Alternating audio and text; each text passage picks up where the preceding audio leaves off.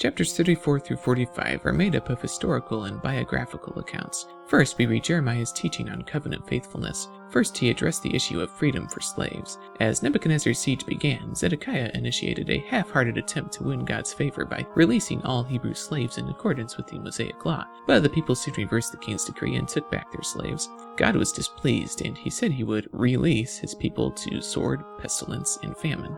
Next, Jeremiah writes about how the Rechabites remained faithful to the covenant. As an object lesson, Jeremiah brought the Rechabites into the temple and told them to drink wine, but they refused. Jeremiah wanted to know why this small group of people was able to follow the command of their ancestor, but Judah was unable to follow the command of their God. In chapter 36, God tells Jeremiah to prepare a scroll that contained all of his prophecies. Jeremiah dictated the words to Baruch, his scribe, who carefully copied them. Baruch took the scroll and had it read to King Jehoiakim and Judah's officials. Jehoiakim cut out the parts he didn't like and threw them in the fire, and he tried to arrest Jeremiah and Baruch, but they managed to hide and escape. Jeremiah prepared another scroll as a testimony to that generation, as well as to future generations. In chapters 37 through 38, we learn that when Egypt's army invaded the land to stop the Babylonians' advance, the Babylonian army temporarily lifted the siege from Jerusalem. Zedekiah requested Jeremiah's prayers for the city, but Jeremiah said once the Egyptians left, Nebuchadnezzar would return. And when Jeremiah tried to go to Benjamin on business, he was accused of desertion and arrested. Later, Zedekiah summoned him and asked for a message from God. Jeremiah said Babylon would soon take Judah captive. He also complained about having been kept in prison. Zedekiah put Jeremiah in the guard's courtyard and made sure he was fed every day. Jeremiah preached to the soldiers in the courtyard, and they threw him in a cistern.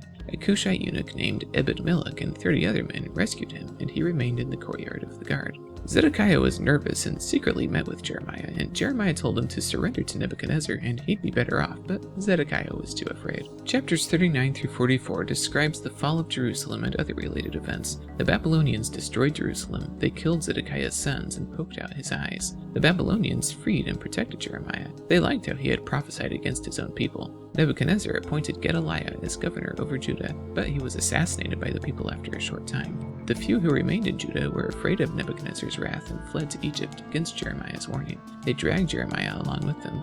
Jeremiah prophesied that Nebuchadnezzar would soon also destroy Egypt and told the people to turn to Yahweh. They instead worshipped the Queen of Heaven and told Jeremiah to shut up. In chapter 45, Jeremiah sends a message to his scribe Baruch.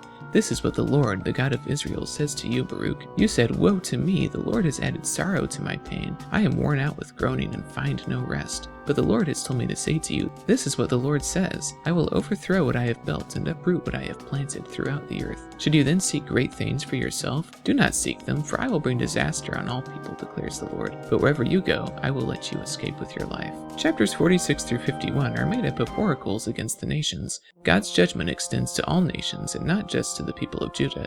Egypt is destroyed by Babylon. Philistia is destroyed by Babylon. Moab is destroyed by Babylon. Ammon is destroyed by Babylon. Edom is destroyed by Babylon. Damascus is destroyed by Babylon. Kedar and Hatzor are destroyed by Babylon. And Elam is destroyed by Babylon. But then we read that Babylon will also one day be destroyed. Jeremiah's scroll of judgment against Babylon is symbolically tied up and thrown into the river. The end of the book contains an historical appendix revisiting the fall of Jerusalem. Jeremiah closed his book with a final reminder of the horrors of Jerusalem's fall. This chapter closely parallels chapter 39, but gives more detail about what happened afterwards. As 2 Kings 25 also records, when Awel-Marduk succeeded Nebuchadnezzar as king of Babylon, he set the captive king Jehoiakim free and treated him like a prince. Babylonian cuneiform records have even confirmed Jehoiakim's regular food ration from the royal table.